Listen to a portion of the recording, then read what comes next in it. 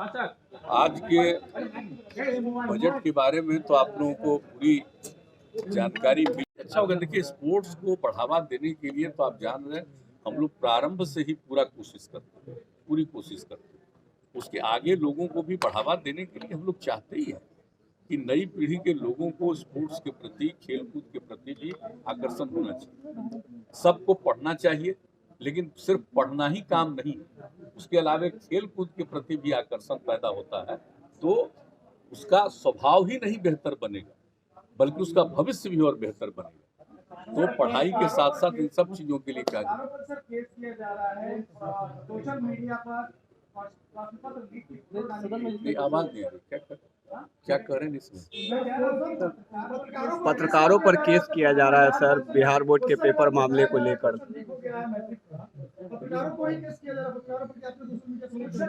नहीं, ये हम नहीं जानते हैं, लेकिन जब ये बात आई है तो हमने जरूर हमारे कार्यालय से ही ये पूछा गया है और उन लोगों को बताया गया है कि जो भी स्थिति है इसके बारे में बताइए। लेकिन अभी आप जानते हैं कि हम 2 बजे के थोड़ा पहले यहाँ पर लौट करके आए हैं, तब हमको जानकारी मिली कि यह बात जो उन लोगों ने कहा सही नहीं, हम के पूरे तौर पर देख करके, जांच करके आप ही लोग मीडिया के समक्ष इन सब चीज़ों को बता दीजिए। और जो पहले एक बात आई थी तो उसके बारे में जो बात आई थी तत्काल उस पर जांच करना, कार्रवाई करना, और कहा गया है कि हर दृष्टिकोण से एक एक चीज पर सजग रहिए और ताकि इस तरह से कोई नहीं कर सके। तो ये सब बातों के बारे में कहा गया है, लेकिन इसके डिटेल के बारे में आपको वही लोग बता दें। चलिए उठिए यार, बॉडी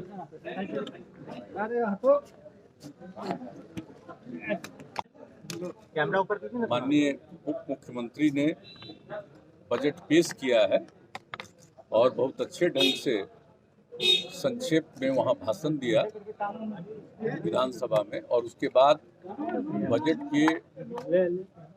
महत्वपूर्ण विषयों पर उन्होंने चर्चा भी कर दी है।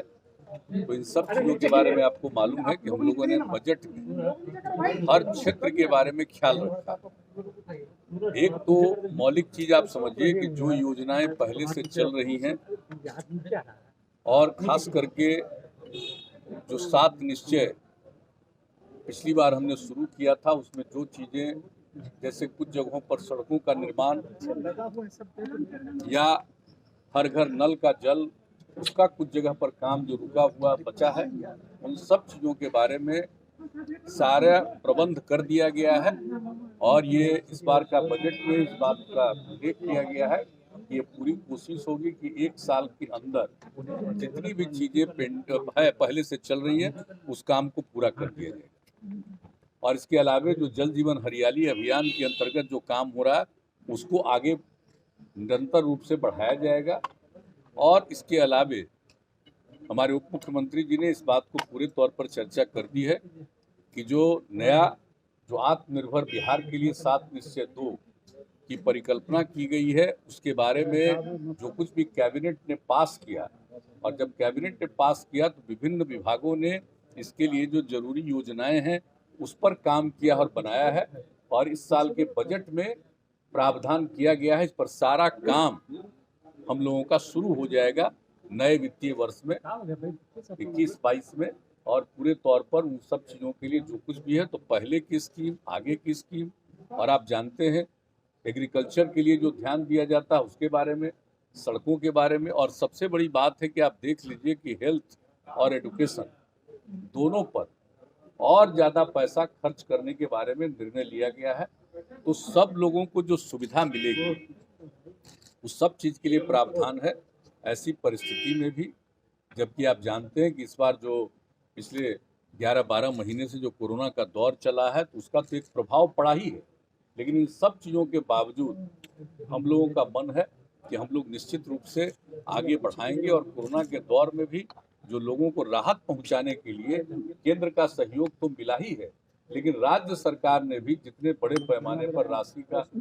व्यय किया है,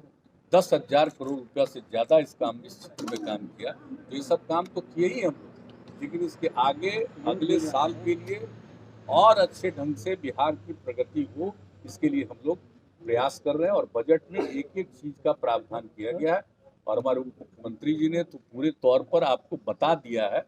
और हाउस में भी बताया है, संक्षेप में ही एक एक चीज के बारे में उन्होंने चर्चा कर दी है और इसके अलावे आप लोगों के समक्ष भी इन लोगों ने बता दिया। तो हम लोगों को इस बात पर एकदम बिल्कुल जिसको कहिए कि इसके प्रति हम लोगों का एकदम जिसको कहिए कि डेडिकेशन है, हम लोग बिल्कुल इस बात को लेकर के वचनबद्ध ही नहीं है, हम उस पर अनुपालन करना चाहते हैं, उसको क्रियान्वित करना चाहते हैं। उसके लिए बजट में बहुत सारे प्रावधान किए गए हैं। ऐसी परिस्थिति में जबकि आप जान रहे हैं कि आर्थिक स्थिति पर पूरे दुनिया में पूरे देश में सब पर असर पड़ा है, तो हम लोग उसके अलावे भी सब काम को आगे बढ़ाना चाहते हैं और करना चाहते हैं। सबका सहयोग मिलेगा, सब लोग मिल करके बिहार को आगे बढ़ाने में अपना पूरा सृजन की बात भी कही गई है आने वाले 5 सालों में 20 लाख रोजगार सृजन की हाँ, बात वो भी कहा। जो आजकल तो लोग बोलते रहते हैं 19 लाख 19 लाख, हम लोगों का 7/2 जो आत्मनिर्भर बिहार के लिए लिखा नहीं है, उसमें लिखा हुआ है सरकारी और गैर सरकारी